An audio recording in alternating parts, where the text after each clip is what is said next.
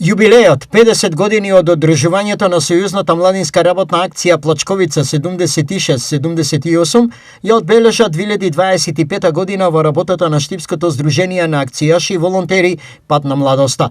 Ова меѓу другото беше заклучено на денешното одржано годишно собрание на ова здружение. Посебно ни остана на нас одбележено 50 годишнината од Плачковица, каде ни дојдоа како гости околу 200 акцијаши од Југославија и Македонија. Од тие 200 околу 40 акцијаши беа активно учествувале на Плачковица. Нашите акцијаши беа и присутни во Нови Пазар работна акција младинска која траеше една недела. Исто така извршивме посети и учествувавме во активности во Белград, во Ниш. Годинава, под мотото Денес волонтери, утре млади лидери, активностите на здруженијето ќе се реализираат во оваа насока. И од самото мото може да забележите дека целна група ќе ни бидат младите.